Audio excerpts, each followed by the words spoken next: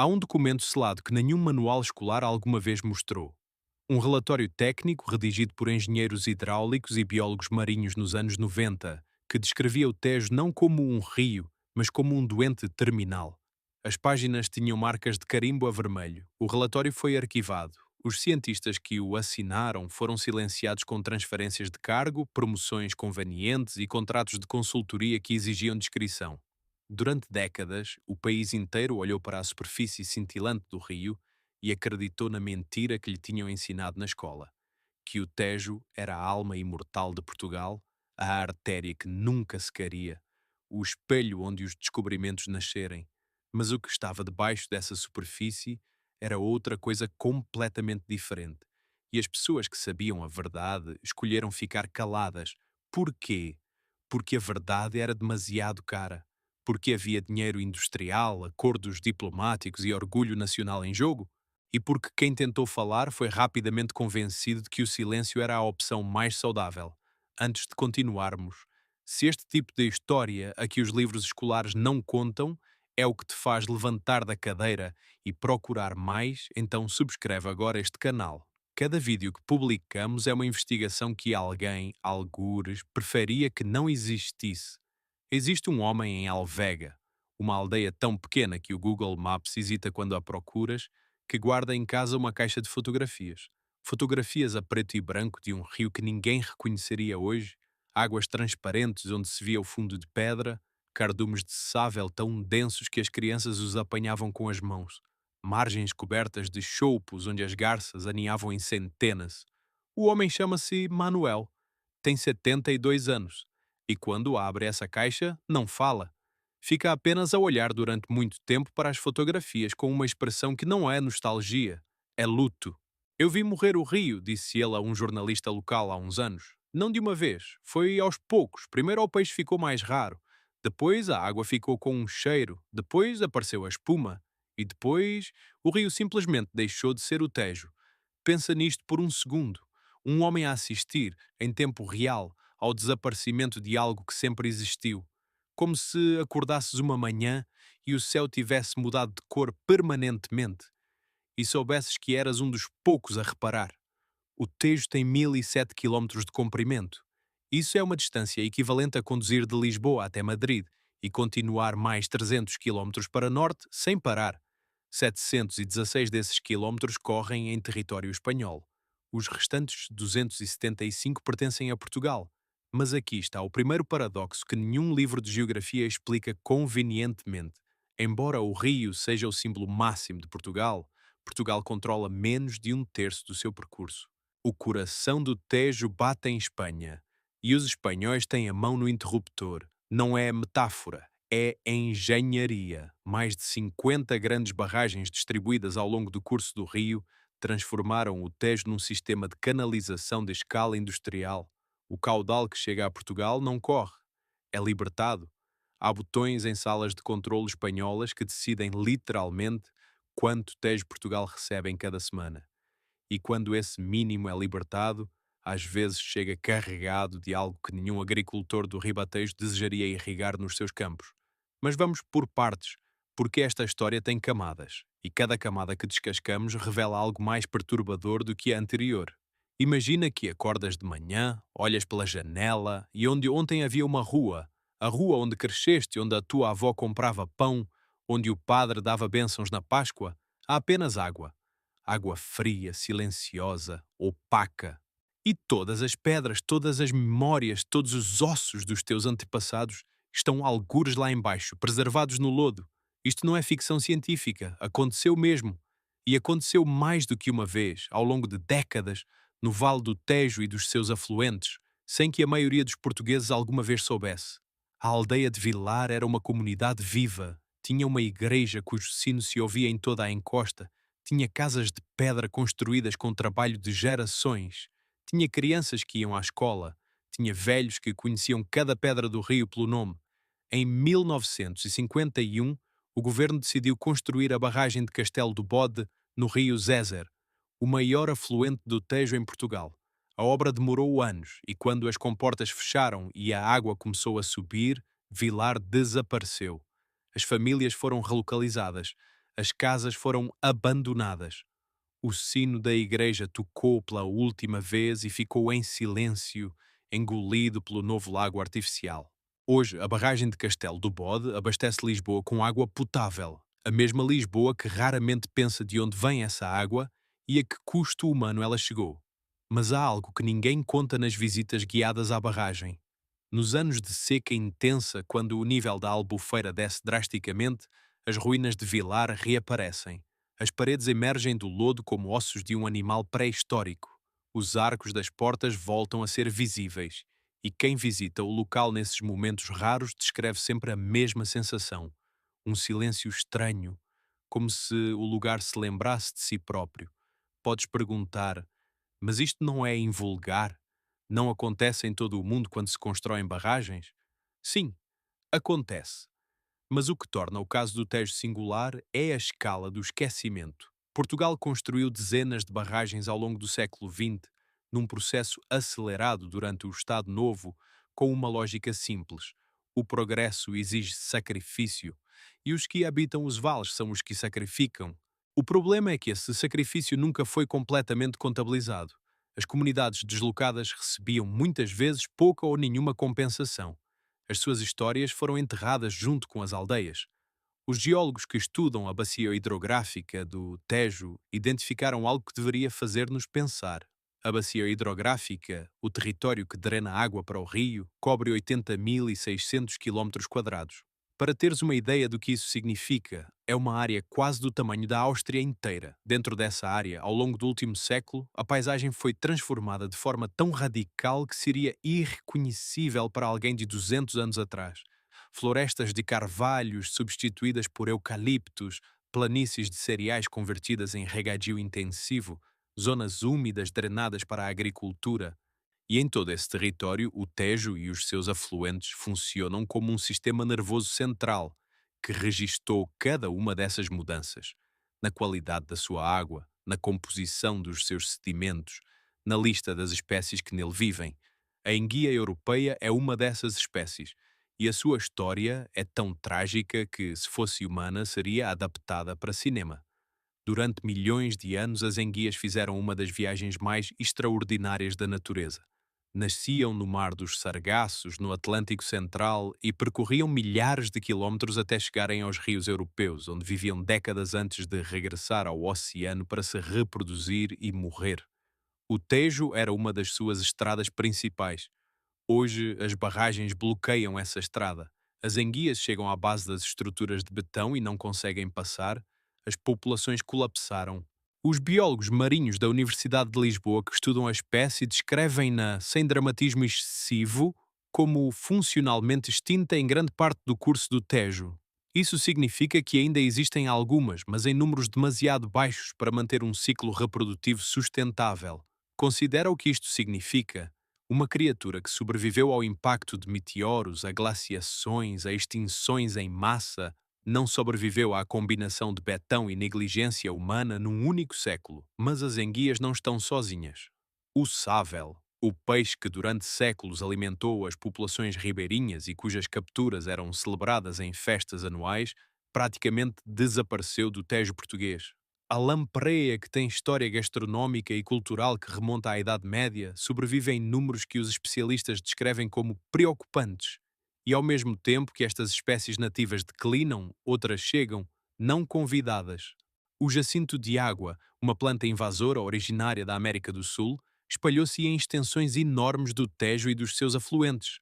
As suas flores são quase bonitas, violeta pálido, delicadas. Mas debaixo dessa beleza está um mecanismo de destruição.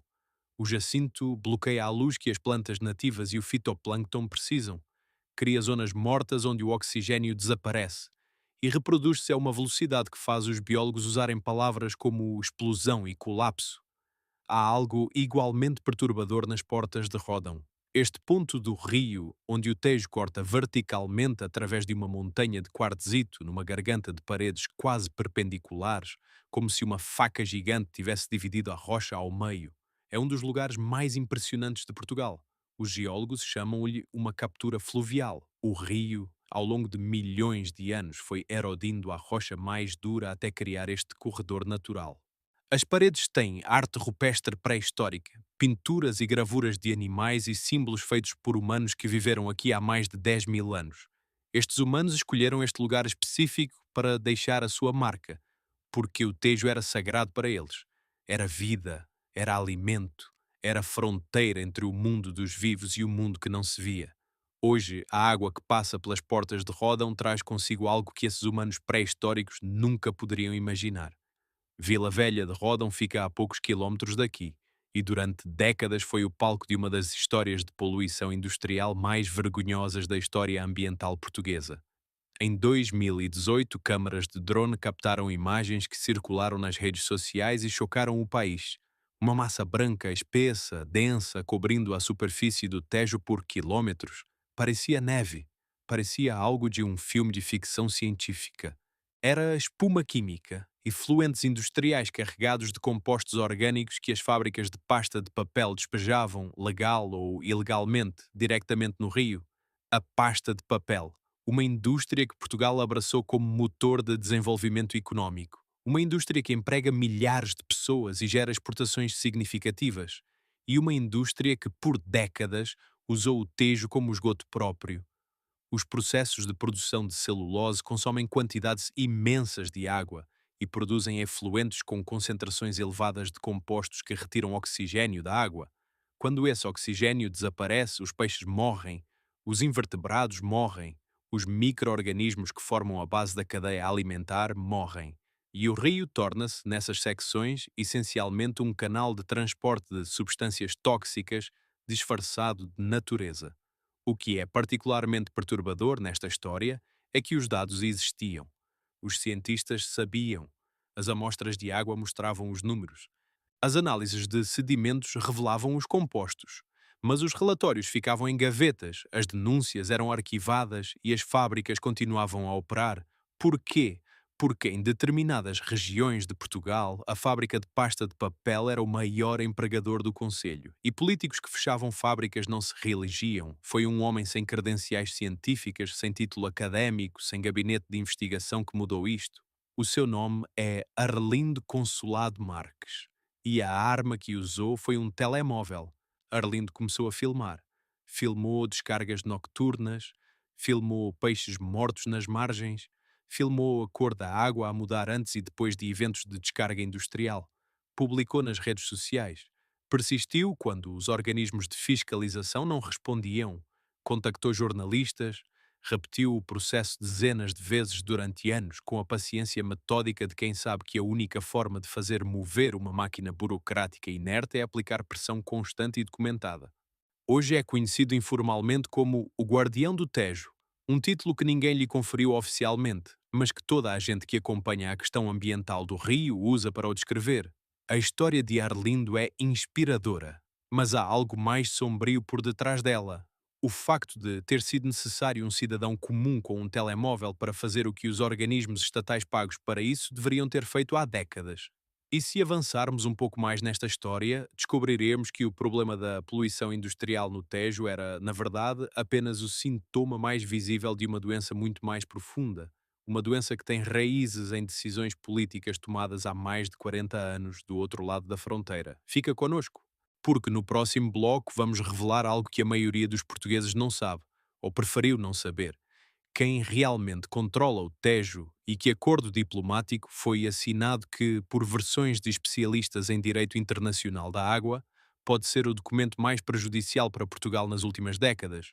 Em 1978, enquanto Portugal vivia a ressaca da Revolução dos Cravos e tentava consolidar a sua jovem democracia, engenheiros espanhóis terminavam a construção de uma obra que alteraria permanentemente a relação entre os dois países, embora nesse momento muito poucos em Lisboa percebessem o que estava a acontecer. Chamava-se o Transvase Tejo Segura. E mudou tudo. O princípio é simples de explicar. O sul de Espanha, regiões de Múrcia e Alicante, tem pouca água, mas grande potencial agrícola. O Tejo, no seu curso espanhol, tem uma quantidade considerável de água armazenada nas barragens de Entrepenhas e Buendia. A solução engenheirosa foi construir um canal de mais de 300 quilómetros para transferir água do Tejo para o sul espanhol. Água que, pela lógica da bacia hidrográfica, deveria continuar o seu curso natural, eventualmente chegando a Portugal. Pensa bem no que isto significa. O rio, que é o símbolo de Portugal, que entra em Portugal carregando a identidade cultural de um país inteiro, começa o seu percurso em Espanha a ser esvaziado como se fosse um reservatório particular. A água é desviada para campos de laranjas e tomates em Múrcia antes de sequer ter a oportunidade de aproximar-se da fronteira portuguesa. A questão que te deves estar a fazer é óbvia. Portugal não protestou? Não havia acordos internacionais que protegessem os países a jusante? Os países que recebem a água depois contra este tipo de desvio? A resposta é complexa e um pouco desconfortante. Havia acordos, mas eram vagos, antigos e baseados em conceitos de soberania fluvial que não contemplavam a escala da intervenção humana moderna. Portugal protestou diplomaticamente, por vezes de forma bastante vigorosa. Mas o poder negocial de um país pequeno perante um vizinho maior, especialmente num contexto em que ambos estavam a integrar-se na comunidade económica europeia com interesses comuns, era limitado. O resultado foi que o Transvase ficou, e Portugal foi se habituando, lentamente, ao facto de receber menos Tejo do que era suposto. Em 1998, 20 anos depois do início do Transvase, Portugal e Espanha assinaram o que ficou conhecido como a Convenção de Albufeira, um acordo bilateral para regular os caudais dos rios internacionais partilhados pelos dois países. Não só o Tejo, mas também o Douro, o Minho, o Guadiana. O objetivo declarado era garantir que Portugal recebesse um caudal mínimo suficiente para manter os ecossistemas fluviais e satisfazer as necessidades humanas. O problema com a Convenção de Albufeira, segundo especialistas em hidráulica e organizações ambientais que têm analisado a sua implementação, é múltiplo. Primeiro, os valores mínimos de caudal estabelecidos são, em muitos casos, insuficientes para manter um ecossistema fluvial saudável. São o mínimo para que o rio não morra completamente, não o mínimo para que o rio funcione. Segundo, os mecanismos de fiscalização e penalização por incumprimento são fracos. Terceiro, as regras permitem que, em anos de seca, que estão a tornar-se cada vez mais frequentes com as alterações climáticas, os caudais mínimos sejam ainda mais reduzidos, o que cria uma situação perversa. Exatamente quando Portugal mais precisa de água, os acordos autorizam que receba ainda menos. Há anos em que os dados publicados pela Agência Portuguesa do Ambiente mostram que o caudal recebido do Tejo espanhol ficou abaixo dos mínimos acordados. Nessas ocasiões, Portugal apresentou protestos formais. A maquinaria diplomática funcionou lentamente e houve alguns pagamentos compensatórios e ajustes técnicos. Mas o padrão repetiu-se.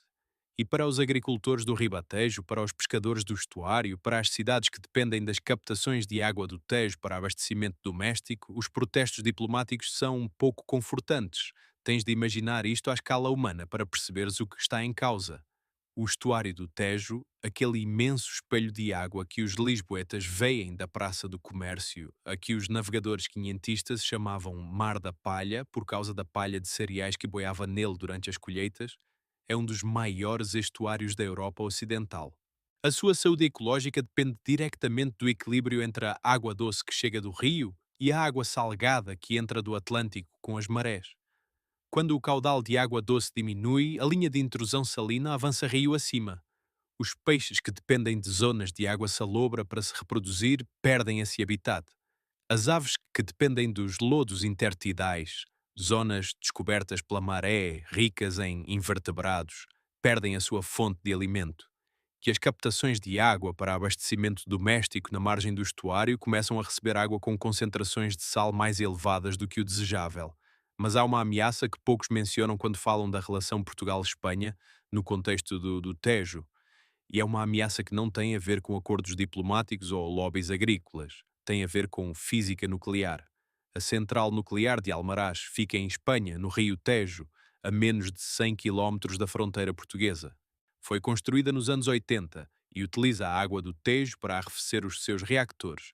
Em condições normais, essa água é devolvida ao rio aquecida, o que em si causa impactos ecológicos, porque altera a temperatura da água e reduz a capacidade do rio de transportar oxigênio.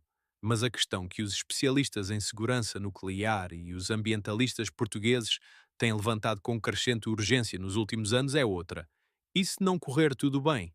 Por versão de geólogos que estudam a sismicidade da região, a central foi construída numa área com atividade sísmica historicamente documentada. Um acidente, mesmo que limitado, mesmo que muito inferior em escala ao que aconteceu em Chernobyl ou Fukushima, num reactor que usa o Tejo para arrefecimento, libertaria material radioativo diretamente na bacia hidrográfica. Esse material desceria o curso do rio, chegaria a Portugal, chegaria ao estuário, chegaria, pela lógica da hidráulica, à água que Lisboa bebe. Portugal tem protestado contra Almaraz há décadas. Vários governos de diferentes quadrantes políticos enviaram notas diplomáticas, pediram relatórios de segurança, solicitaram a presença de técnicos portugueses nas inspeções. A resposta espanhola tem sido consistentemente a de que a central cumpre todas as normas de segurança europeias e que os riscos são geridos adequadamente.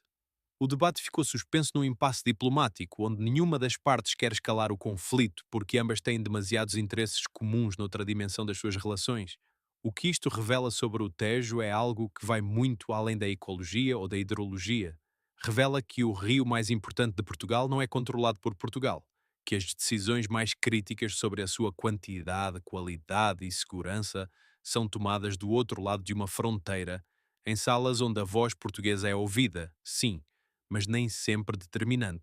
E se isto já é perturbador, considera o que aconteceu em 1955, quando o acordo entre Portugal e Espanha sobre as águas do Tejo era ainda mais desfavorável a Portugal do que o atual.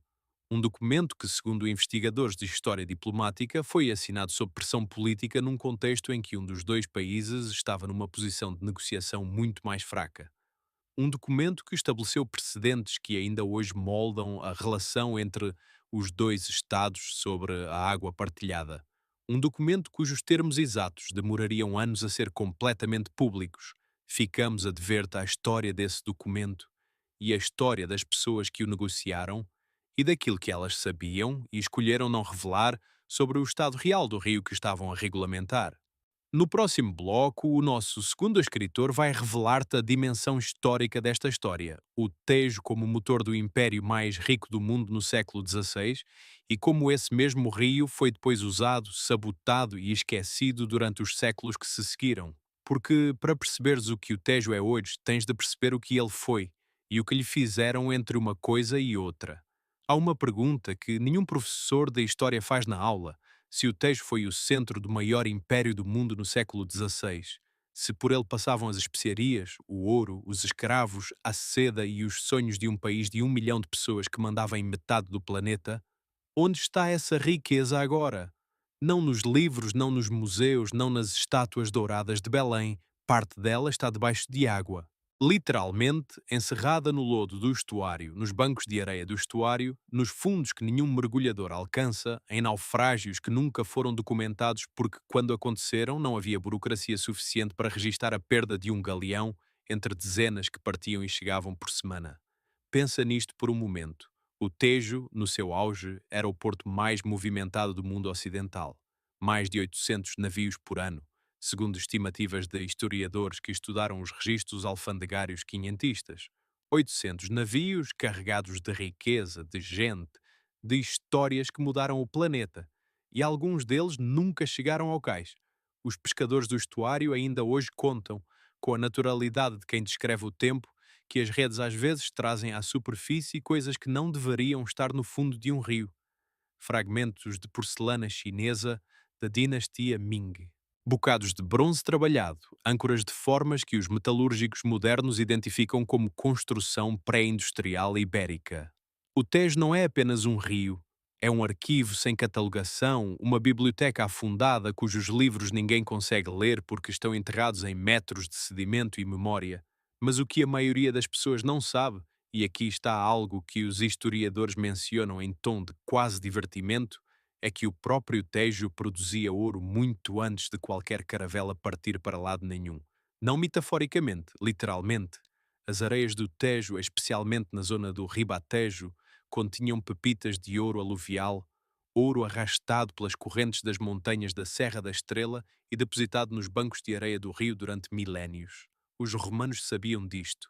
Plínio, o Velho, o naturalista romano que morreu a observar a erupção do Vesúvio, no ano 79 depois de Cristo, escreveu que o Tejo era o rio mais rico em ouro de toda a Hispânia. Os povos indígenas, antes dos romanos, já lavavam essas areias, e durante séculos, pequenas comunidades de bateadores, lavadores de ouro, extraíram metal precioso do rio com técnicas que não eram muito diferentes das usadas nos rios da Califórnia em 1848. Essa tradição sobreviveu até ao século XX. Há registros fotográficos dos anos 40 e 50 de homens em galeões de fundo chato a dragar a areia do Tejo, peneirando-a com a paciência de quem sabe que cada bacia pode conter pó de ouro. Não era muito, não tornava ninguém rico da noite para o dia, mas era real, era consistente e era uma ligação direta, física, entre a terra e o rio que o sustentava. Hoje, essa prática desapareceu. E não desapareceu porque o ouro acabou, desapareceu porque a qualidade dos sedimentos mudou.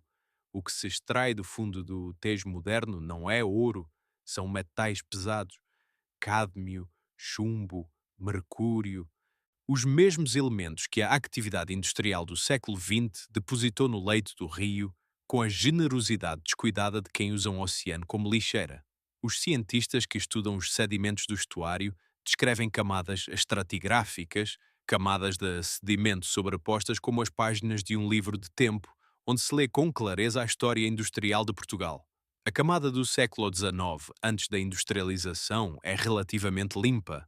A do início do século XX começa a mostrar sinais, e a das décadas de 50 a 90 é, segundo análises publicadas por investigadores do Instituto Hidrográfico, a mais contaminada, um registro permanente e irrefutável de décadas de negligência que não pode ser desmentido por nenhum relatório arquivado com carimbos vermelhos.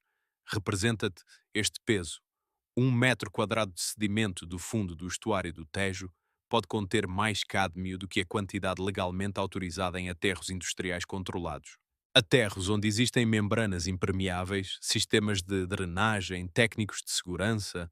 No fundo do estuário não há membrana, há apenas lodo e peixe, e aves que mergulham para se alimentar, e a cadeia alimentar toda que os transporta até ao prato de quem come linguado ou cherne comprado no mercado da Ribeira. E é aqui que a história deixa de ser sobre um rio e começa a ser sobre um corpo humano. O teu corpo. O meu. O de quem vive a 50 quilómetros do estuário e nunca pensou que o Tejo pudesse ter algo a ver com o que come ao jantar. Os investigadores do Centro de Investigação Marinha e Ambiental da Universidade do Algarve publicaram estudos nos primeiros anos deste século que analisaram as concentrações de metais pesados em espécies comerciais capturadas no estuário do Tejo. Os resultados foram suficientemente preocupantes para que os próprios investigadores recomendassem cautela no consumo frequente de determinadas espécies bentónicas, espécies que vivem próximo do fundo, onde os sedimentos contaminados são mais densos. Bivalves como a ameijoa e o berbigão, que filtram água ativamente, acumulam contaminantes de forma particularmente eficiente. Uma ameijoa do estuário do Tejo pode conter concentrações de mercúrio que uma ameijoa do Atlântico aberto nunca teria. Alguém publicou isto nos jornais? Alguém avisou os consumidores nos supermercados? Há uma etiqueta na bandeja de ameijoas que diz proveniente de estuário industrialmente contaminado, consumo com moderação? Tu sabes a resposta. E provavelmente já percebeste que a razão pela qual não existe essa etiqueta não é porque o perigo não existe. É porque existem indústrias pesqueiras, mercados locais, restaurantes turísticos e todo um sistema económico que dependem de que a pergunta não seja feita com demasiada clareza. Mas voltemos ao passado, porque para perceberes até que ponto chegamos, precisas de perceber de onde partimos. E a história do Tejo como motor de império é, ela própria, uma história de exploração. Só que a escala da exploração mudou ao longo dos séculos, e o que era outrora a extração de especiarias de outras terras tornou-se a extração de capacidade do próprio rio. Dom Manuel I era um homem com uma visão de grandeza que raramente se equacionava com consequências a longo prazo. Na primeira década do século XVI, mandou construir a Torre de Belém, não na margem como está hoje, mas no meio do rio, numa pedra que emergia da corrente, como um navio de pedra que nunca largaria as amarras. A posição não era simbólica, era estratégica. A torre controlava a entrada do estuário. Qualquer navio que quisesse entrar ou sair de Lisboa tinha de passar ao alcance dos seus canhões. E, ao mesmo tempo, a Torre de Belém era o último pedaço de Portugal que os navegadores viam quando partiam e o primeiro que reconheciam quando regressavam, se regressavam. O que Dom Manuel não calculou, ou talvez não lhe importasse porque estava demasiado ocupado a ser o homem mais rico da Europa, é que a mesma corrente que tornava o Tejo uma autoestrada imperial também era capaz de engolir esses navios. O estuário do Tejo tem bancos de areia movediços que mudavam de posição com cada grande cheia. Os pilotos que conheciam o rio, os homens que nasciam aqui, que pescavam aqui, que sabiam de memória onde a água era funda e onde era perigosamente rasa, eram os verdadeiros controladores do tráfego marítimo da Lisboa quinhentista. Sem eles, os maiores galeões do Império encalhavam a 200 metros da sua própria cidade. E alguns encalharam, alguns afundaram. Há documentação fragmentada no arquivo histórico ultramarino que registra perdas de navios no estuário. Perdas que foram sistematicamente minimizadas nos registros oficiais porque admitir que o porto mais glorioso do mundo afundava os seus próprios navios não era coerente com a narrativa imperial que Dom Manuel e os seus sucessores cultivavam com tanto cuidado. Lembra-te da pergunta que fizemos no início. Onde está o ouro do Império? Parte da resposta está no Tejo, nos bancos de areia que cobrem cascos apodrecidos, no lodo que conservou, durante 500 anos, fragmentos de histórias que nunca foram contadas. E aqui está o que poucas pessoas sabem e que os próximos blocos desta história vão desenvolver. Existem expedições arqueológicas subaquáticas que tentaram sistematicamente mapear esse passado submerso. E existem razões poderosas pelas quais esse trabalho é extraordinariamente difícil, não apenas do ponto de vista técnico, mas também do ponto de vista político. Porque quando um arqueólogo encontra um navio carregado de ouro no fundo de um estuário, a primeira pergunta que surge não é científica, é legal. De quem é esse ouro? Do Estado português? Das famílias dos mercadores que o perderam? Da coroa espanhola que em 1580 absorveu Portugal numa União Ibérica que durou 60 anos? Das nações de origem das especiarias que o navio transportava, que nunca consentiram na sua extracção? O fundo do Tejo é uma jurisdição sem dono claro. E isso, paradoxalmente, é a razão pela qual continua intacto. Mas há algo que aconteceu no Tejo, e que aconteceu recentemente, não há 5 séculos, mas há menos de 100 anos, que é ainda mais perturbador do que tesouros afundados ou galeões perdidos. Algo que envolve não riqueza, mas pessoas, comunidades inteiras, e uma decisão do Estado que até hoje não foi completamente reconhecida como o acto que foi. Fica conosco, porque no próximo bloco vamos revelar a história dos avieiros, os ciganos do Rio, como lhes chamavam, embora nunca tenham sido ciganos, e de uma forma de vida que está a desaparecer sem que ninguém tenha reconhecido formalmente o que se perde quando ela desaparece. E vamos revelar algo que um dos seus últimos representantes nos disse, numa palafita sobre o Tejo com a água a bater nos esteios de madeira lá embaixo, palavras que soam como um testamento. Há uma mulher em Escaropim que acorda todos os dias às 5 da manhã e desce uma escada de madeira até uma varanda suspensa sobre a água do Tejo. Ela não faz isso por hábito ou por romantismo. Faz porque é a única maneira de sair de casa. A sua casa não tem rua do lado de fora. Tem rio. Tem pilares de madeira que entram pela corrente e pranchas que rangem com o peso dos anos e paredes pintadas de branco que a maré alta, em dias de equinócio, toca com dedos úmidos. Ela chama-se Conceição. Tem 78 anos. É a terceira geração da sua família a viver sobre o Tejo desta forma. E quando lhe perguntam se pensa em mudar para a terra firme, ela responde com uma pergunta: para onde? Eu sou o rio. Os avieiros são uma das histórias mais extraordinárias e menos contadas de Portugal. No final do século XIX e início do século XX, uma comunidade de pescadores da costa da Vieira de Leiria, homens que pescavam no mar durante os meses de bom tempo, começou a migrar para o interior durante o inverno, subindo os rios em busca de pesca em águas abrigadas. O Tejo era o seu destino principal. E com o tempo, alguns nunca regressaram ao mar. Construíram casas flutuantes, palafitas assentes em pilares de madeira no leito do rio, com acesso apenas por barca, e ali ficaram geração após geração, criando uma cultura tão distinta que os etnólogos que a estudaram no século XX a descreveram como praticamente único em toda a Europa Ocidental. Imagina como seria crescer assim. As tuas primeiras memórias seriam o som da água em vez do som da terra. Aprenderias a nadar antes de aprenderes a andar em pavimento sólido. A tua escola seria, muitas vezes, o rio em si, os seus ciclos, as suas margens, os seus peixes, as suas cheias e as suas secas. A tua identidade seria construída em torno de um elemento que nunca para, que nunca é exatamente o mesmo de um dia para o outro, que responde ao céu e às estações de formas que um livro de meteorologia não consegue capturar completamente. Os avieiros desenvolveram um conhecimento do tez que é, literalmente, insubstituível. Sabem onde os cardumes se concentram em diferentes épocas do ano. Sabem como a qualidade da água muda com os diferentes ventos. Sabem distinguir pelo cheiro, antes de qualquer análise laboratorial, quando algo de industrialmente errado está a acontecer a 20 quilómetros rio acima. O seu conhecimento é o que os cientistas chamam um conhecimento ecológico tradicional, um arquivo de observação acumulada durante gerações que nenhum instrumento científico pode replicar completamente porque foi construído com a lentidão e a atenção que só a vida inteira num lugar permite, e esse arquivo está a desaparecer, com uma velocidade que os demógrafos que estudam as comunidades ribeirinhas descrevem como colapso geracional.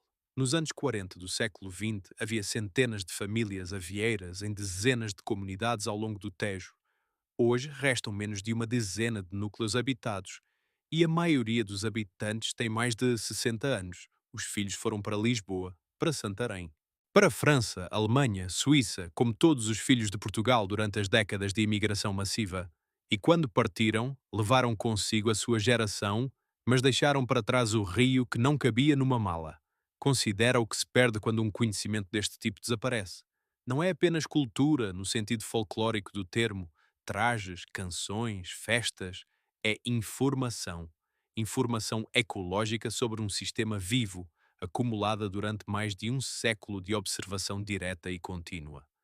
Os biólogos marinhos que trabalham na bacia do Tejo reconhecem, quando pressionados a ser honestos, que algumas das coisas que os avieiros sabem sobre o comportamento do sável, da lampreia, dos padrões de cheia e de seca, não existem em nenhuma publicação científica. Simplesmente não foram registadas em formato académico porque ninguém considerou urgente fazê-lo enquanto havia tempo. E aqui está o detalhe que mais perturba quem estuda esta história. O Estado português não foi neutro no desaparecimento dos avieiros. Houve momentos ativos de pressão para que estas comunidades saíssem dos rios. Durante o Estado Novo, as palafitas eram frequentemente vistas como símbolo de pobreza e atraso, incompatíveis com a imagem de modernização que o regime queria projetar. Houve tentativas de realojamento forçado, houve interferência com as pesqueiras tradicionais, construções de pedra e madeira no leito do rio que os avieiros usavam para capturar peixe, algumas com mais de 100 anos de história contínua, destruídas por obras de regularização do leito sem consulta às comunidades. Há um homem que sobreviveu a isto e ficou. O seu nome é António. Tem 64 anos e vive em Ortiga, uma das aldeias ribeirinhas onde a tradição das pesqueiras ainda persiste, por puro teimosia e amor ao rio. António é a razão pela qual a pesqueira da sua família ainda existe, não porque alguém o ajudou, mas porque, quando os técnicos chegaram com papéis e ordens de demolição, ele ficou sentado em cima da estrutura de pedra durante 3 dias, no meio do Tejo, sem comer, até que alguém com autoridade suficiente viesse pessoalmente explicar a base legal do que pretendiam fazer. Ninguém foi. Os técnicos voltaram. A pesqueira ficou. O rio não tem dono, disse António a um jornalista do Público há alguns anos, mas eu também não tenho dono, e enquanto eu estiver cá, ninguém deita isto abaixo. Esta frase deveria estar gravada em pedra algures nas margens do Tejo, não porque seja heroica, embora seja, mas porque captura com uma precisão brutal a relação entre estas comunidades e o rio, uma relação que o Estado nunca compreendeu completamente, que as empresas industriais nunca respeitaram e que os turistas que fotografam as palafitas ao pôr do sol raramente imaginam ter a profundidade que tem. Há algo igualmente perturbador nesta história que tem a ver com saúde, com o corpo, directamente. Durante décadas, os avieiros foram os primeiros a sentir no próprio corpo as consequências da poluição do Tejo. Vivem sobre a água, respiram os vapores do rio, consomem o peixe que pescam. Quando os níveis de certos contaminantes no rio aumentavam, eram eles que adoeciam primeiro. Doenças de pele, problemas respiratórios, taxas de determinados cancros que médicos de família em Almeirim e Santarém, que seguiam estas populações, notavam serem superiores às médias regionais, sem publicar estudos porque não era o seu papel, mas registando a inquietação nos seus prontuários. Por versão de investigadores em saúde ambiental que estudaram comunidades ribeirinhas em Portugal, o corpo dos avieiros é, literalmente, um arquivo biológico da poluição do Tejo. As suas biopsias, os seus exames de sangue, os seus tecidos gordurosos onde os compostos lipossolúveis se acumulam ao longo de uma vida inteira de exposição, contam uma história que nenhum instrumento de monitorização colocado no rio por uma agência ambiental pode contar com a mesma intimidade. Esses dados existem. Estão dispersos por anos de consultas, por arquivos de centros de saúde, por amostras biológicas de estudos académicos, mas nunca foram sistematizados de forma a criar uma narrativa coerente que ligasse claramente. Esta empresa descarregou este composto entrou no rio, este pescador que viveu neste troço durante 40 anos tem esta concentração neste tecido e esta doença. A ligação causal completa nunca foi estabelecida de forma que pudesse sustentar uma ação legal. E isso, claro, não é um acidente. Mas há uma dimensão desta história que ainda não foi contada e que será desenvolvida no próximo bloco desta investigação. Uma dimensão que vai buscar o Tejo ao presente e ao futuro mais imediato e que faz uma pergunta que nenhum livro escolar português coloca: o que acontece quando o rio começa a secar? Não metaforicamente, fisicamente, literalmente, o rio a encolher, o caudal a diminuir, os meses de seca a alongar-se num padrão que os climatologistas descrevem com uma linguagem que não permite muito optimismo. O Tejo está a mudar, e a mudança não é lenta o suficiente para ser ignorada por mais muito tempo. No próximo bloco, vamos revelar os dados que a Agência Portuguesa do Ambiente tem nos seus arquivos sobre as tendências de caudal do último meio século e o que esses dados implicam para Lisboa, para o Ribatejo, para a água que bebes.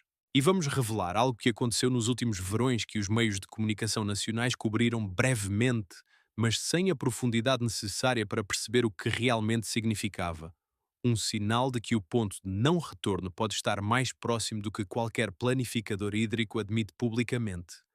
Existe um documento guardado nos arquivos da Confederação Hidrográfica del Tajo, em Madrid, que Portugal nunca teve poder suficiente para reescrever. Um acordo técnico assinado em 1978, no mesmo ano em que Portugal atravessava a turbulência de aprender a ser democrático, quando os ministros mudavam de 3 em 3 meses e a atenção nacional estava voltada para dentro, que alterou para sempre a relação entre os dois países e o rio que partilham. Esse documento não tem nome dramático. Chama-se simplesmente o Plano Hidrológico do Transvase Tejo Segura. Mas o que ele fez foi isto: entregou a torneira do Tejo à Espanha, não metaforicamente, e com engenharia, com betão, com canos de 150 quilómetros que descarregam água do Tejo para a região de Múrcia e Alicante, onde florescem campos de morangos, tomates e laranjas que se vendem nos supermercados de toda a Europa, incluindo nos de Portugal. Pensa nisto com a atenção que merece. O Tejo nasce em Espanha, percorre 716 quilómetros em território espanhol antes de entrar em Portugal. E ao longo desse percurso existem mais de 50 grandes barragens que funcionam como uma série de válvulas. Quando os operadores espanhóis abrem essas válvulas, o Tejo corre, em Portugal. Quando as fecham, para acumular reservas, para desviar para o Segura, para qualquer outra razão que a gestão hídrica espanhola considere prioritária, o Tejo em Portugal encolhe. Não dramaticamente, de um dia para o outro, da forma que tornaria a situação impossível de ignorar. Encolhe gradualmente, semana a semana, mês a mês, com a lentidão de uma dor crónica que se acostuma a sentir até ao dia em que já não consegues imaginar como era não a sentir. Imagina acordar numa manhã e perceber que a tua torneira de cozinha está ligada a uma decisão tomada noutro país por pessoas que não te conhecem e não são eleitas por ti. Isso não é uma metáfora para o Tejo, é a descrição técnica e literal do que acontece. A Convenção de Albufeira, assinada em 1998 por Portugal e a Espanha, foi apresentada como a solução, como o acordo que garantiria a Portugal caudais mínimos do Tejo. E, em teoria, ela faz isso. Define valores numéricos, estabelece mecanismos de monitorização, cria uma estrutura de resolução de conflitos. Mas há uma palavra no texto do acordo que os juristas especializados em direito internacional das águas, o ramo do direito que estuda quem tem direito a usar rios partilhados, apontam como o problema central. Mínimo. Os caudais garantidos são mínimos ecológicos. São a quantidade de água suficiente para que o rio não morra completamente. Não são a quantidade de água necessária para que o rio viva bem, para que os peixes migratórios completem os seus ciclos, para que os habitats de zonas úmidas mantenham a sua capacidade, para que as comunidades que dependem do rio tenham a água com a qualidade e a constância que a sua atividade requer. É a diferença entre sobreviver e existir com dignidade. E essa diferença, multiplicada por décadas, é o que está a transformar o Tejo português naquilo que é hoje. Considera os números e considera-os com a atenção que eles merecem. O caudal médio histórico do Tejo na Foz, em Lisboa, onde o rio encontra o Atlântico, era de aproximadamente 400 metros cúbicos por segundo. 400 metros cúbicos é um volume que podes visualizar assim. Imagina uma piscina olímpica. Agora imagina que essa piscina se esvazia completamente em menos de 2 segundos. É o que fluía, em média, pelo Tejo antes da era das grandes barragens. Hoje, nos meses de verão, em anos secos, esse caudal cai para valores que os hidrólogos descrevem com a linguagem discreta dos académicos, significativamente abaixo da média histórica, mas que, traduzida para a vida concreta das margens, significa rios de areia onde havia rios de água, bancos que emergem no meio do estuário onde deveriam estar cobertos, peixe que não consegue subir porque não há água suficiente para nadar. Arlindo Consolado. Marx conhece isso melhor do que qualquer relatório académico. Arlindo não é cientista. É um cidadão comum do Ribatejo que um dia pegou no seu telemóvel, foi às margens do Tejo, filmou o que viu e colocou na internet. As imagens mostravam um rio que parecia doente, manchas de espuma branca que não eram espuma natural, colorações da água que não correspondiam à estação do ano, partes do leito completamente expostas em pleno mês de outubro, quando deveria estar coberto. As imagens tornaram-se virais em Portugal. Os jornais contactaram-no. As autoridades ambientais responderam que estavam a acompanhar a situação e Arlindo continuou a filmar. Durante anos, construiu sozinho, com o seu telemóvel e a sua persistência, um arquivo visual da degradação do Tejo que muitas entidades com orçamentos, laboratórios e equipas técnicas nunca conseguiram ou quiseram produzir. Tens aqui uma questão para refletir. Como é possível que um homem com um telemóvel veja coisas que os instrumentos oficiais de monitorização não veem? A resposta não é tecnológica, é política. A crise que em 2018 se tornou impossível de ignorar, a espuma branca que cobriu o Tejo em Vila Velha de Ródão como um campo de neve artificial, foi documentada primeiro por Arlindo, por pescadores locais, por pessoas que viviam nas margens e que há anos diziam que algo estava fundamentalmente errado. A espuma era o resultado de efluentes industriais, provavelmente ligados às atividades de fábricas de pasta de papel na região, que, em combinação com determinadas condições de caudal e temperatura, geravam um fenómeno de espumação visível do espaço através de imagens de satélite. Vila Velha de Ródão fica a menos de 100 quilómetros da fronteira espanhola. O Tejo chega a Portugal já parcialmente esgotado e, quando chega, enfrenta imediatamente as pressões industriais do seu próprio país. Aqui está o dado que poucas pessoas processam completamente. As fábricas de pasta de papel instaladas na bacia hidrográfica do Tejo são algumas das maiores consumidoras e poluidoras de água do país. Uma fábrica de dimensão média de pasta de papel pode consumir, em período de produção intensa, dezenas de metros cúbicos de água por tonelada de produto.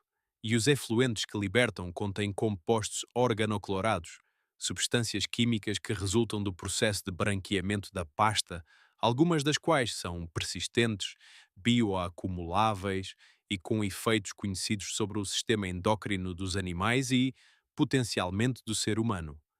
Os organismos que regulam a qualidade da água publicam dados.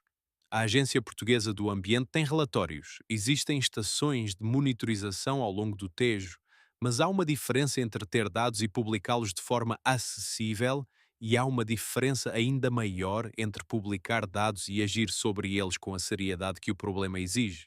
Por versão de especialistas em política ambiental que estudam a governação dos recursos hídricos em Portugal, o modelo atual de fiscalização é estruturalmente inadequado para lidar com as pressões que o Tejo enfrenta, insuficientemente financiado, insuficientemente independente das pressões sectoriais e insuficientemente transparente para que os cidadãos que vivem nas margens consigam perceber com clareza o que está a entrar na água que utilizam.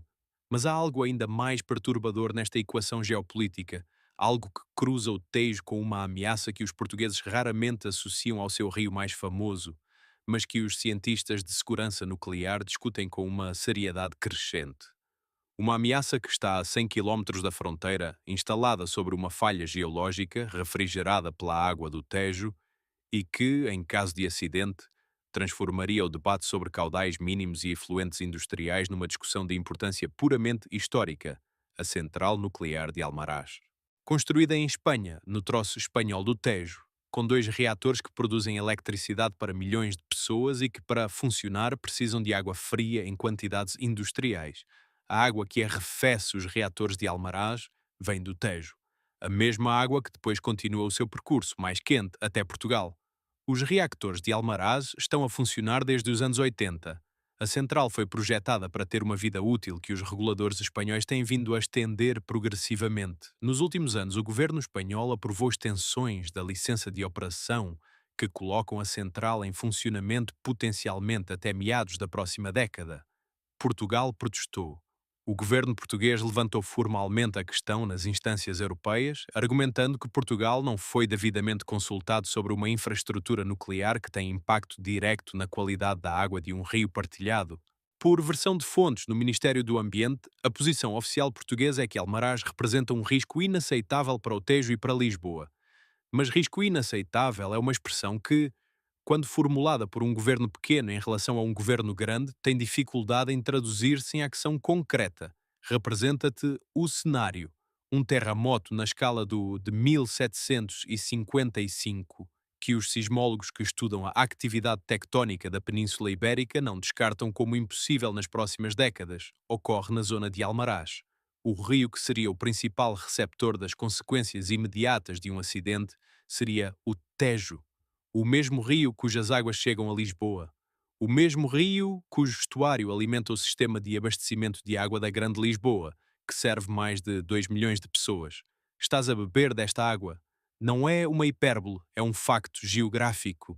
E se estás a perguntar-te por que é que nunca ouviste isto tratado com esta urgência nos noticiários portugueses, a resposta é parte da história e é a mesma resposta que aparece repetidamente em cada camada desta investigação. Porque existem interesses que preferem que não ouças. Interesses económicos, interesses diplomáticos, interesses de uma relação ibérica que Portugal precisa de manter funcional porque a alternativa, um conflito formal com o seu único vizinho terrestre, não é viável para um país pequeno numa península onde a outra metade é 4 vezes maior. Deixa-nos saber nos comentários. Sabias que o caudal do Tejo em Portugal depende diretamente de decisões tomadas em Espanha? E o que achas que Portugal deveria fazer? Negociar mais duramente, levar o caso para instâncias europeias ou há outra solução? A tua opinião neste debate importa e vamos ler todos os comentários. A história geopolítica do Tejo é real, é documentada e é urgente. Mas há uma dimensão desta investigação que ainda não revelamos, uma que é mais pessoal, mais perturbadora e que envolve não governos ou empresas, mas um arquivo físico que existiu, foi destruído e cujo conteúdo, se estivesse disponível hoje, mudaria fundamentalmente a conversa sobre responsabilidade e memória no Portugal moderno. No próximo bloco, revelamos o que desapareceu dos arquivos e o que sobreviveu, escondido em lugares que ninguém pensou em verificar. Quando os investigadores da Universidade de Évora pediram acesso, no início dos anos 2000, aos registros históricos de qualidade da água do Tejo mantidos por uma empresa industrial do Ribatejo entre 1960 e 1990, a resposta foi que esses registros tinham sido destruídos num incêndio nos arquivos da empresa em 1998. Um incêndio que, segundo os registros municipais de bombeiros, nunca foi comunicado às autoridades locais. Um incêndio sem registro oficial de ocorrência, sem relatório de danos, sem apólice de seguro acionada, um incêndio que existiu apenas na carta que a empresa enviou a responder ao pedido dos investigadores e que, se aconteceu, apagou com precisão cirúrgica exatamente os 30 anos de dados que teriam sido mais relevantes para estabelecer uma ligação entre a atividade industrial e a degradação documentada do ecossistema do rio. Isso perturbou os investigadores, mas não os surpreendeu completamente, porque quem estuda a história ambiental de Portugal sabe que o período entre 1960 e 2000 é um terreno particularmente difícil de documentar, não por falta de atividade, mas por excesso de conveniência no esquecimento. O que sobreviveu, porém, são os registros que ninguém considerou importantes.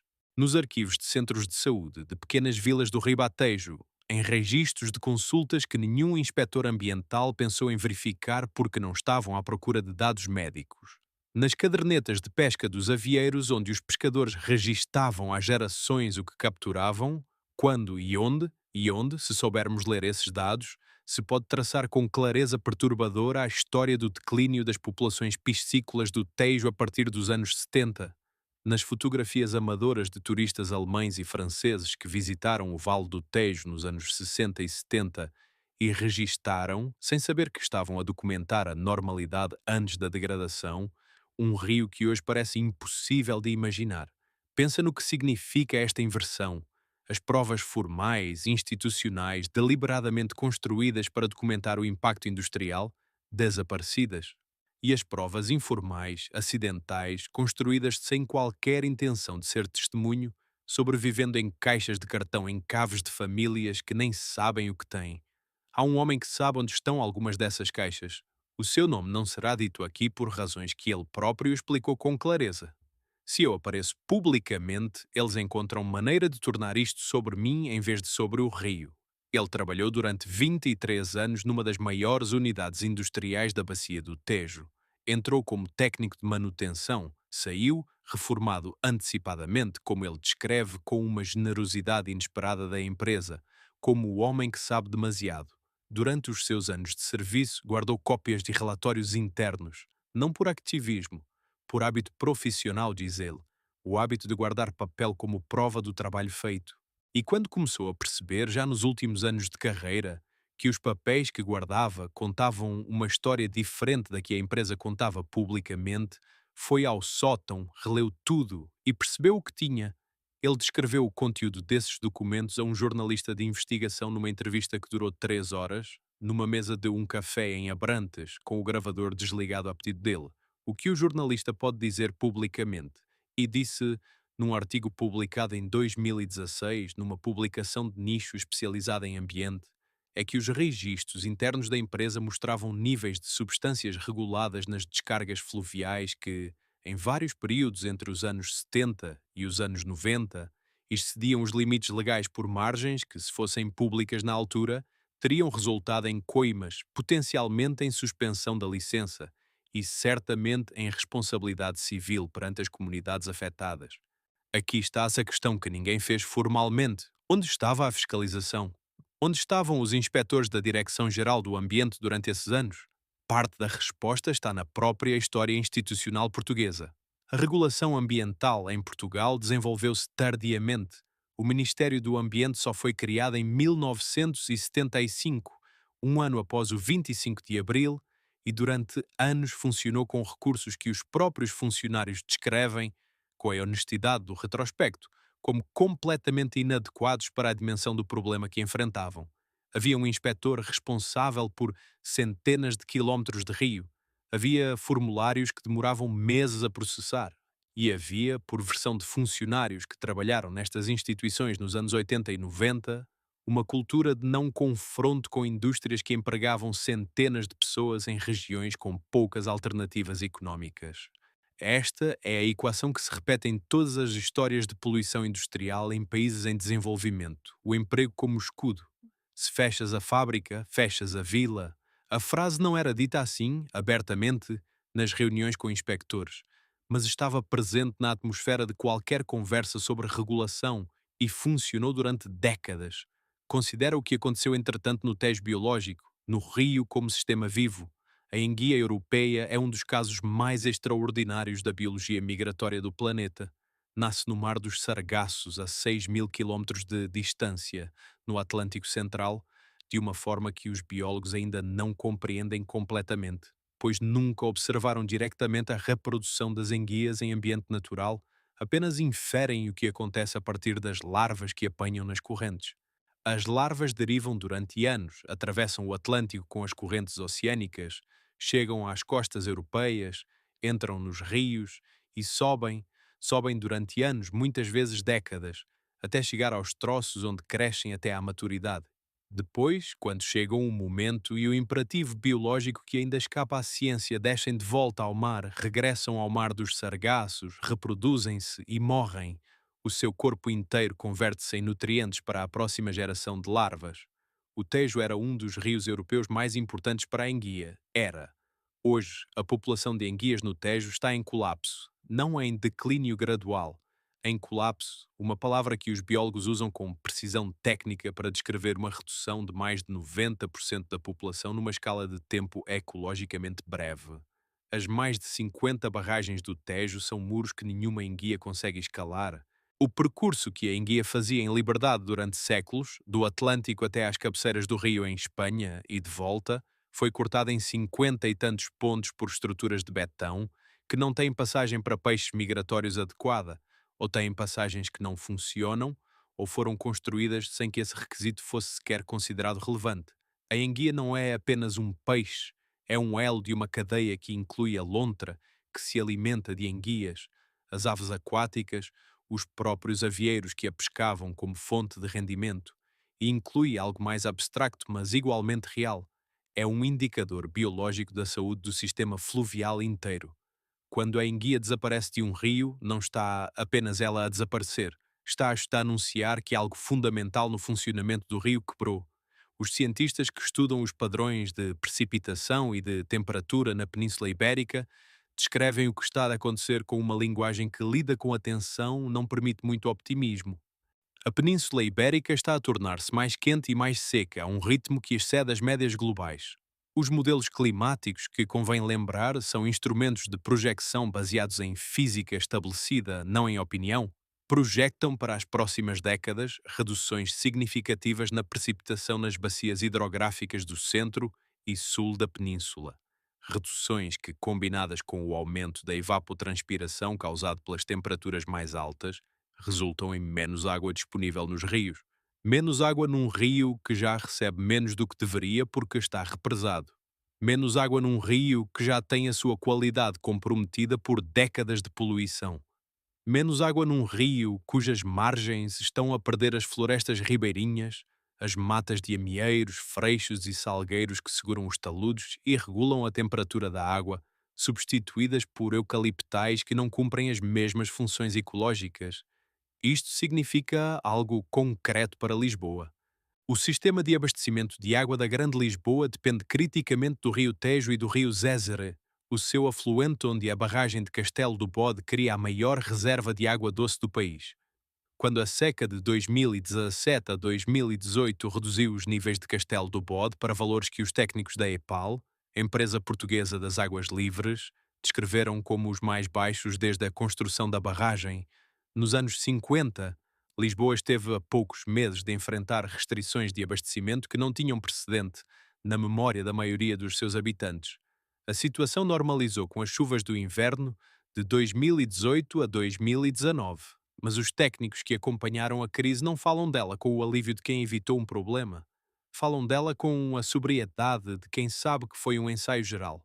E debaixo das águas do Castelo do Bode, lá no fundo, onde a luz solar nunca chega, está a aldeia de Vilar, submergida quando a barragem encheu nos anos 50, nos anos de seca extrema, quando o nível da Albufeira baixa suficientemente, as paredes de pedra emergem, uma igreja, uma adega, as fundações de uma escola, uma vila inteira que existe ainda em silêncio, entre a luz e o esquecimento, esperando que a água suba de novo para a cobrir. Os arqueólogos subaquáticos que mergulharam em Vilar e noutras aldeias submersas da bacia do Tejo descrevem a experiência com uma linguagem que vai além do técnico. É como mergulhar num sonho que não é teu, disse um deles num congresso de arqueologia realizado em 2015. Os objetos estão onde as pessoas os deixaram.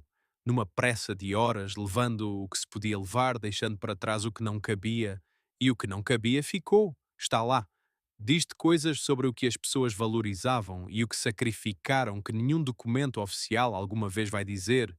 Há famílias que foram deslocadas pela construção de Castelo do Bode que ainda conservam objetos retirados às pressas, fotografias, documentos, louças, dos lares que a água ia cobrir. Há uma mulher em Tomar, com mais de 90 anos, que guarda numa caixa de lata as escrituras de uma casa que está a 20 metros de profundidade numa albufeira há mais de 60 anos. Ela paga o imposto sobre a propriedade todos os anos. O Estado aceita o pagamento. A casa continua tecnicamente registada em seu nome, debaixo de água. Nenhuma instância administrativa alguma vez resolveu formalmente esta contradição.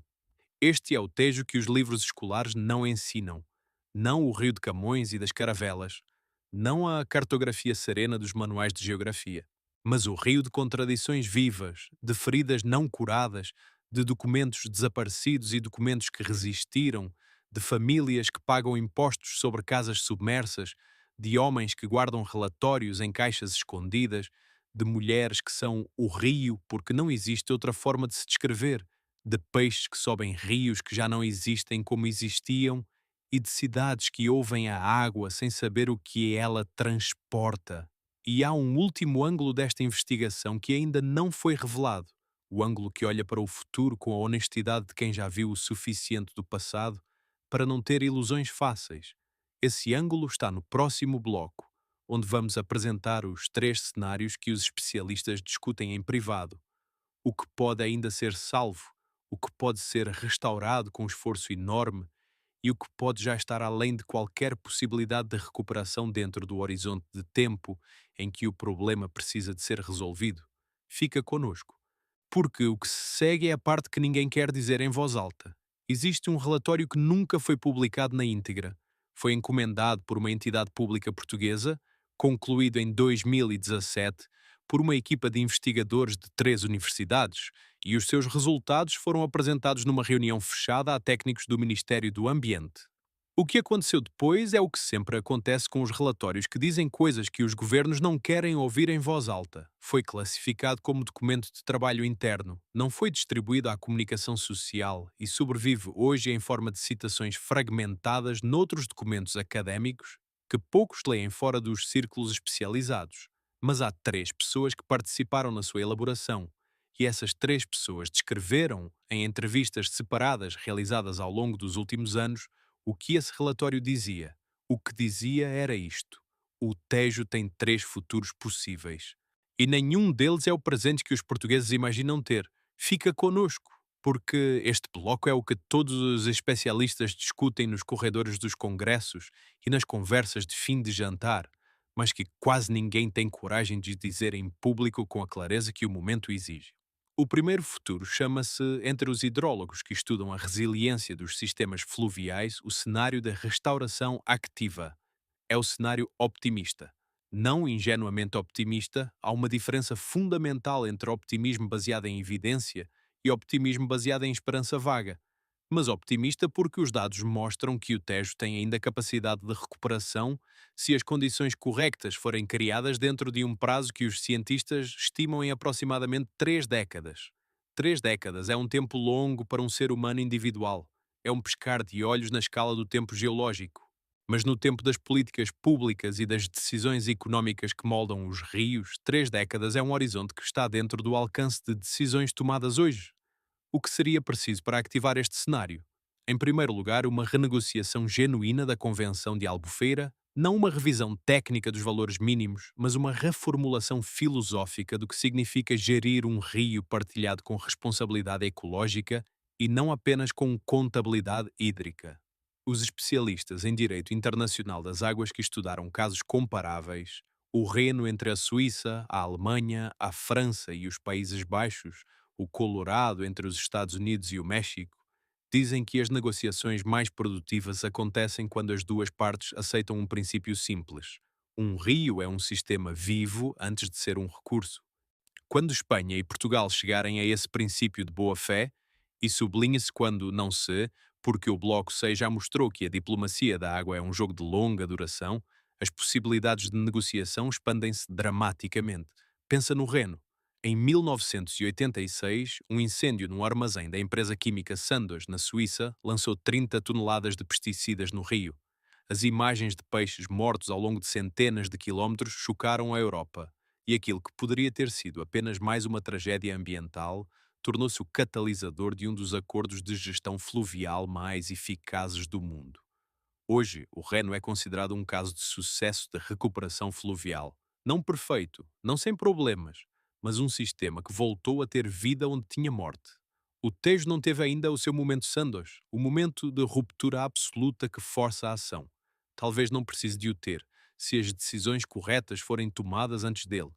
Em segundo lugar, o cenário de restauração ativa exige o desmantelamento de algumas das barragens do Tejo, especificamente as que bloqueiam os troços migratórios críticos sem produzir benefícios económicos proporcionais.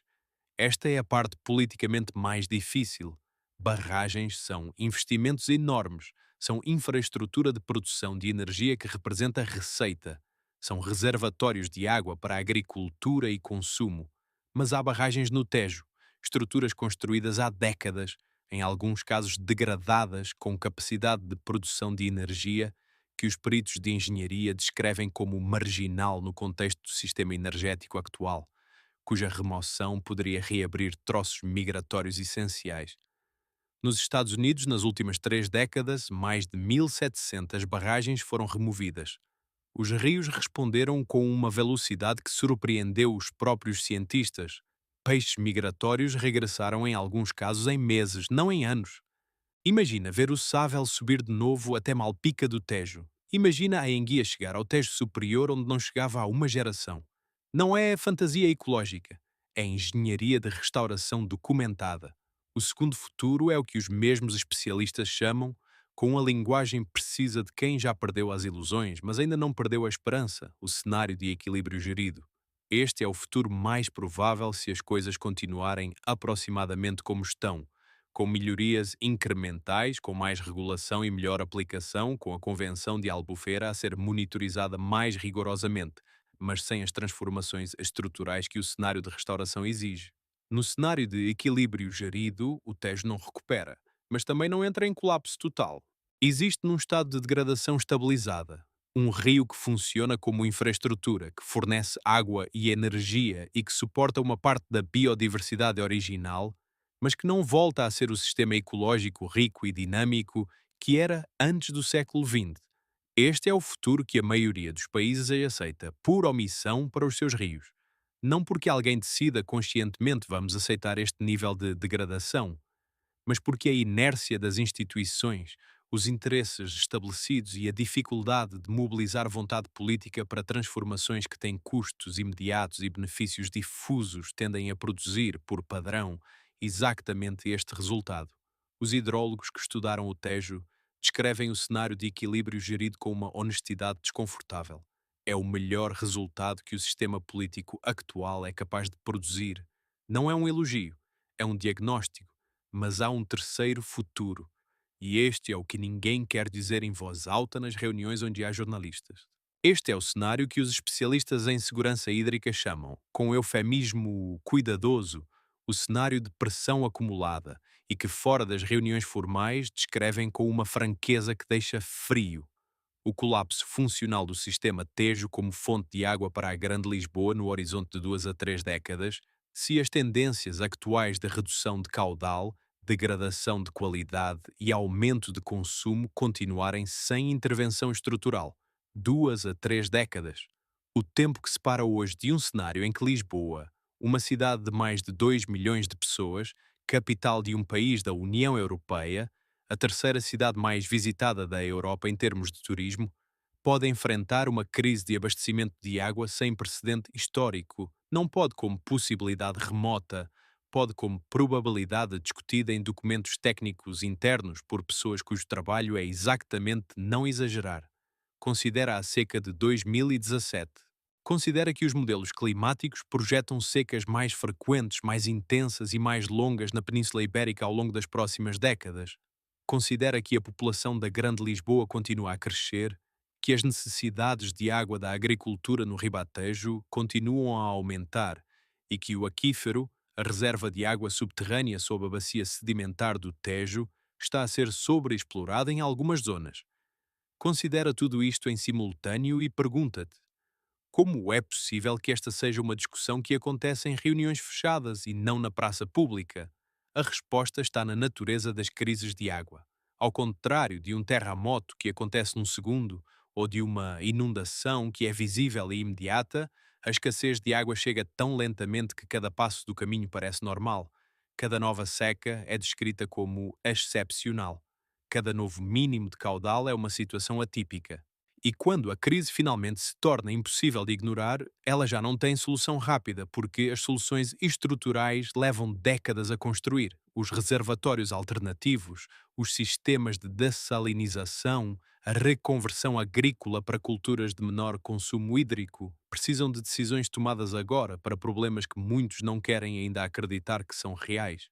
Há um engenheiro hidráulico reformado que trabalhou durante 30 anos no sector do abastecimento de água em Portugal. Não será identificado a seu pedido, mas a sua ficha profissional foi verificada por fontes independentes que descreveu a situação com uma imagem que é impossível de esquecer. Disse ele: imagina que tens uma conta bancária que há 30 anos retiras mais do que depositas. O saldo vai baixando, muito devagar. Há anos em que choves e parece que está tudo bem. Há anos secos e o saldo cai mais depressa, mas a tendência é uma só. Um dia olhas para o extrato e perguntas como é possível. E a resposta é que era possível há 20 anos atrás. Agora é aritmética. O Tejo está numa conta bancária hídrica que há décadas retira mais do que deposita. E o extrato nunca foi público da forma que devia ser. O que se segue nesta investigação é a parte que te diz respeito diretamente. Não como espectador desta história, mas como personagem nela. Porque o Tejo não é apenas de quem vive nas suas margens, é de quem bebe a sua água, de quem come o peixe que ele já não tem em quantidade suficiente, de quem paga impostos a um Estado que aceita pagamentos de rendas de casas submersas, mas não publica na íntegra os relatórios que dizem que o maior rio do país está em risco. E há um último elemento desta história, o elemento que nunca foi discutido nesta investigação porque foi guardado para o fim, porque é o mais perturbador e o mais belo em simultâneo, que nos espera no bloco seguinte. Existe uma medição que os geoquímicos fazem aos sedimentos dos leitos dos rios que se chama, em linguagem técnica, análise de isótopos estáveis. Um método que permite, em termos simples, ler a memória química de um rio como se fosse um livro. Cada camada de sedimento é um capítulo. A composição química de cada camada registra, com precisão que não mente e não esquece, o que entrou no rio naquele período, os minerais das rochas que erode, os compostos orgânicos da vegetação que caiu nas suas margens, os metais pesados das atividades industriais, os compostos de carbono que são a assinatura química dos combustíveis fósseis, um core de sedimentos do Tejo, um cilindro retirado verticalmente do fundo do rio, com metros de profundidade. É um arquivo da história da bacia hidrográfica que cobre milhares de anos. E os investigadores que analisaram esses cores descreveram o que encontraram numa série de publicações científicas que, traduzidas para linguagem não técnica, dizem o seguinte: o Tejo lembra tudo. Lembra os metais pesados da mineração romana há mais de 2000 anos. Lembra a queima de madeira das fundições medievais. Lembra o chumbo das tintas e dos tubos do século XX. Lembra cada descarga industrial, cada ano de seca, cada inundação catastrófica. O rio é o arquivo mais honesto que existe sobre a relação entre os seres humanos e o território que habitam. Mais honesto que qualquer documento administrativo, mais completo que qualquer registro histórico, mais difícil de falsificar que qualquer prova digital. Pensa no que significa isto. Enquanto os arquivos empresariais ardiam em incêndios que não constam nos registros dos bombeiros, enquanto os relatórios internos desapareciam em caixas que ninguém pensou em procurar, o rio ia registando tudo silenciosamente nos seus sedimentos. A memória que as instituições tentaram apagar sobreviveu na lama. Esta ideia, o rio como memória involuntária e incorruptível, é mais do que uma imagem poética. É a base científica de uma disciplina que se chama paleolimnologia fluvial, o estudo dos registros sedimentares para reconstruir a história ambiental de bacias hidrográficas. E os investigadores que aplicam estas técnicas ao Tejo encontraram algo que vai além dos dados de poluição. Encontraram a assinatura clara de um ponto de viragem. Uma camada nos sedimentos datada dos anos 40 do século XX, onde a composição química muda de forma abrupta e irreversível. Uma camada que marca o momento em que a relação entre o ser humano e o Tejo se transformou de uma relação de uso sustentado, imperfeita, com os seus próprios problemas, mas dentro dos limites de regeneração do sistema, para uma relação de extração sistemática que o sistema não tem capacidade de absorver sem custo permanente. Os anos 40. A era das grandes barragens, o início da industrialização acelerada da bacia, o momento em que a equação mudou e o rio registou esse momento nos seus sedimentos, com a objetividade de um sismógrafo que não tem agenda política, não tem interesses económicos e não precisa de aprovação de ninguém para dizer a verdade. Considera agora uma outra escala de tempo. Antes das barragens, antes da industrialização, antes da Roma que deixou chumbo nos sedimentos, o Tejo era um dos rios mais ricos da Península Ibérica. Os cronistas árabes do século X descrevem o Tejo, o rio que chamavam Tejo, como um rio de água cristalina com peixes em tal abundância que se podia encher um cesto em minutos. Os documentos medievais portugueses registram taxas de pesca que, traduzidas para os padrões modernos, parecem ficção científica. Traineiras que regressavam ao Tejo com sáveis às centenas num único dia de pesca. As espécies migratórias, o sável, a lampreia, a enguia, a truta, eram tão abundantes que eram alimento comum, não luxo, nas mesas das famílias que viviam nas suas margens. Imagina estar numa barca no Tejo do século XVI, não em Lisboa, rodeado da magnificência da capital imperial, numa barca qualquer, numa das aldeias do Ribatejo, ao amanhecer, com um arrastão no fundo. A água à tua volta tem a cor da ardósia molhada, não suja, mas carregada de vida, de plâncton e de partículas orgânicas que são a base da cadeia alimentar. Podes ouvir as aves, o garção real de auréola branca, a garça, o pato real em passagem de migração. A lontra nas margens, o focinho úmido a emergir entre os juncos. E sob a superfície, na escuridão do fundo, há enguias de 1 metro de comprimento a regressar ao mar depois de décadas no rio, carregadas de energia para a viagem impossível ao mar dos Sargassos. Esse rio existiu. Não há muito tempo na escala da história. Há menos de 100 anos havia ainda pescadores que descreviam experiências que se aproximavam dessa realidade. A geração que o viu pela última vez ainda estava viva quando a geração que está a ler este texto nasceu. Mas há uma inversão paradoxal nesta história que é preciso dizer sem eufemismo. O Tejo do século XVI não existia sem custos humanos. A abundância de peixe que os cronistas descreviam coexistia com comunidades que viviam em condições de dureza extrema. Os pescadores avieiros, que durante gerações não tiveram acesso a serviços básicos, cuja mobilidade os excluía de registros de nascimento, de escola, de saúde. A natureza intacta e a injustiça social não são opostos. Podem coexistir. E no Tejo, coexistiram durante séculos. A industrialização que destruiu o rio também trouxe o acesso à eletricidade, à saúde, à escola para as populações das suas margens. A história do Tejo não é uma narrativa simples de paraíso perdido.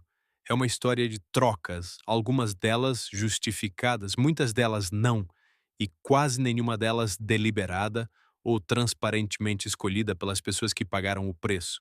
O que não era necessário, o que não foi uma troca inevitável, mas uma irresponsabilidade documentada, foi a poluição industrial que excedia os limites legais durante décadas, os arquivos que arderam em incêndios sem registro, a Convenção de Albufeira com os seus caudais mínimos que garantem a sobrevivência do rio, mas não a sua saúde, o desvio Tejo Segura que transforma a água de um rio, partilhado em recurso unilateral.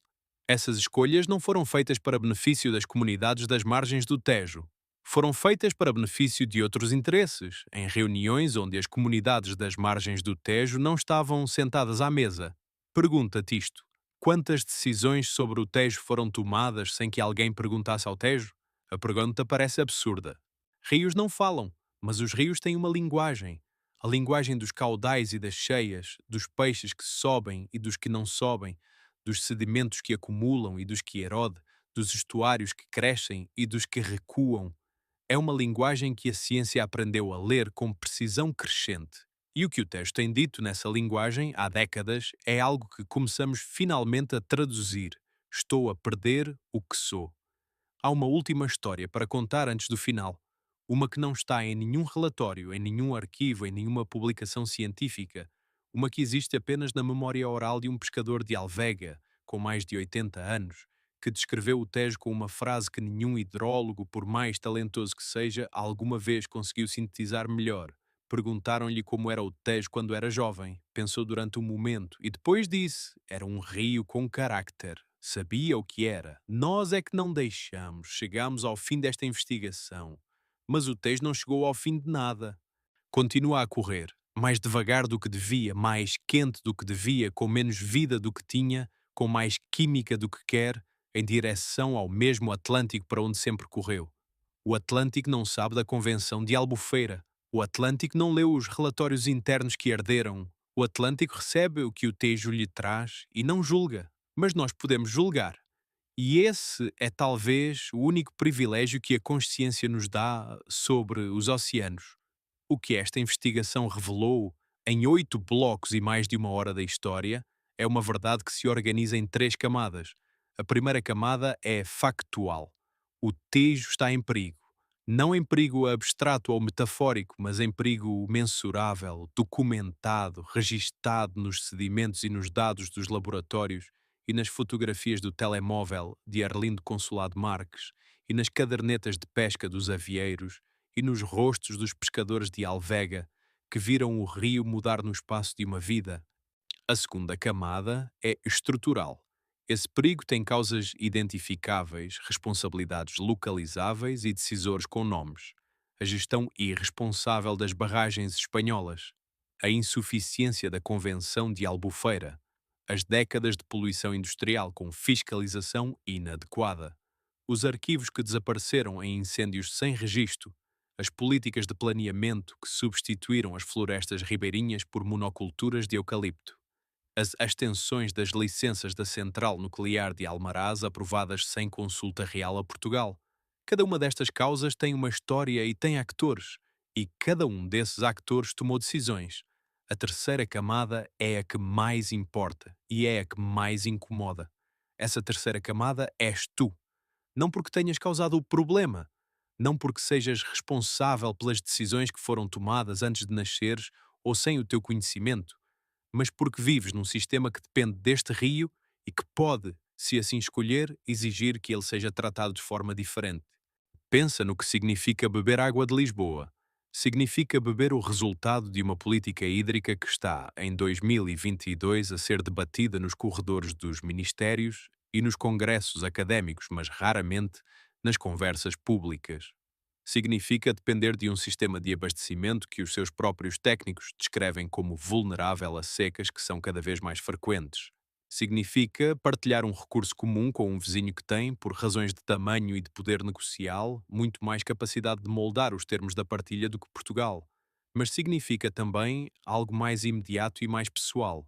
Significa que a saúde do Tejo não é uma questão de ambientalistas e especialistas. É uma questão de saúde pública, de segurança alimentar, de soberania hídrica, um conceito que descreve o direito de um povo a tomar decisões sobre a água que precisa para sobreviver e de identidade. Portugal não é apenas um país com um rio, Portugal é em parte feito deste rio. A sua história começa no Tejo, as suas caravelas partiram do Tejo, os seus pescadores avieiros viveram no Tejo, o seu maior terremoto criou um tsunami que o Tejo amplificou até Lisboa. E agora o Tejo está a dizer, nos seus sedimentos e nos seus caudais e nas suas espécies em declínio e nas suas espumas tóxicas, algo que convém ouvir antes de ser tarde para ouvir. Há 3 coisas concretas que podes fazer, não como gesto simbólico, mas como participação real num problema real. A primeira é informar-te. Não com a informação superficial dos artigos de 10 parágrafos, mas com a profundidade que o problema merece. Os relatórios da Agência Portuguesa do Ambiente são públicos. Os dados de caudais do Tejo são monitorizados e acessíveis. A Convenção de Albufeira tem um texto que podes ler. A história da Central Nuclear de Almaraz tem documentação que podes verificar. A informação existe. O problema não é de opacidade total, é de dispersão e de inacessibilidade para quem não é especialista. Mas cada pessoa que decide perceber genuinamente o que se passa é uma pessoa que não pode ser convencida por versões simplificadas de uma realidade complexa.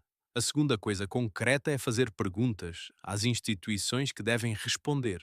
À Câmara Municipal da tua cidade sobre de onde vem a água que bebes e qual é o estado do sistema de abastecimento em anos de seca.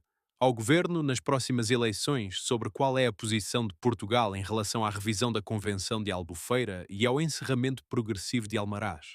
Às empresas cujos produtos compras, sobre se a sua cadeia de produção tem impacto na bacia do Tejo. As perguntas têm poder. Não todas as perguntas, em todos os momentos. Mas as perguntas certas, feitas às pessoas certas por um número suficiente de cidadãos que não aceita a não resposta como resposta, essas perguntas criam pressão. E a pressão, ao longo do tempo, muda o que é possível. A terceira coisa é mais difícil de formular e, por isso mesmo, mais importante. É reconhecer que a nossa relação com os rios, com este rio, mas também com todos os outros, está baseada numa ilusão que o século XX instalou e que o século XXI está a desmantelar com dolorosa lentidão. A ilusão de que a água é infinita, de que os sistemas naturais são infinitamente resilientes, de que podemos extrair, poluir, represar, desviar e aquecê-los por décadas sem que cheguemos a um ponto em que o sistema não consegue mais voltar ao que era. Esse ponto não é teórico. Os sedimentos do Tejo mostraram-nos onde está a camada dos anos 40, a camada em que a relação mudou de forma irreversível. Não voltamos a esse ponto. Ninguém volta antes de uma barragem construída há 70 anos e de barragens que não vão ser desmanteladas amanhã. Mas há uma diferença entre não poder voltar ao passado e poder escolher um futuro diferente do que está a acontecer agora. O rio com carácter que o pescador de Alvega descreveu, o rio que sabia o que era, não está completamente morto, está ferido, está exausto, está a carregar décadas de negligência na sua corrente. Mas a ciência da restauração fluvial diz, com evidência recolhida em rios do mundo inteiro, que os sistemas hídricos têm uma capacidade de recuperação que excede frequentemente o que os pessimistas preveem.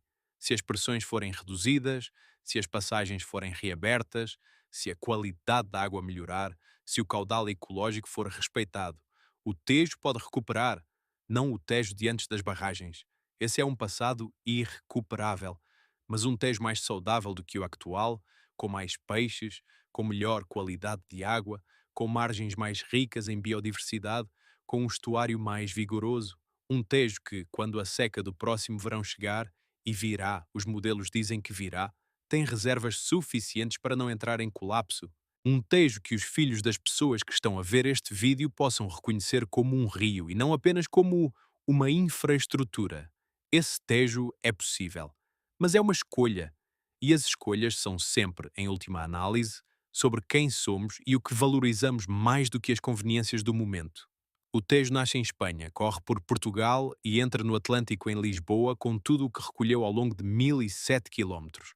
Traz nos seus sedimentos a memória de Roma e dos mouros e das caravelas e das fábricas e das secas e das enchentes e dos pescadores e das aldeias submersas. Traz a história de um país inteiro dissolvida na sua corrente. E quando encontra o oceano no ponto onde o azul salgado encontra o castanho carregado de vida e de história, cria por um momento uma fronteira visível, uma linha onde dois mundos se tocam antes de se tornarem um só. Se este vídeo te fez ver o Tejo de forma diferente, se te fez perceber que o rio que passa em Lisboa carrega uma história que nunca aprendeste na escola, pressões que nunca foram devidamente explicadas e um futuro que ainda pode ser escolhido, então faz uma coisa agora. Carrega no gosto. Não pelo vídeo, pelo rio. E subscreve o canal porque o próximo episódio vai levar-te a outro lugar do planeta onde a água é, também ela, uma questão de poder, de memória e de sobrevivência, e onde o que está a acontecer é ainda menos visível e ainda mais urgente do que o Tejo. No próximo episódio, o Mar de Aral, um mar interior que desapareceu numa geração por decisão de um governo. 60 mil quilómetros quadrados de água transformados em deserto de sal numa história que é, ao mesmo tempo, o maior desastre ambiental provocado pelo ser humano no século XX e o espelho mais claro que o mundo tem para olhar para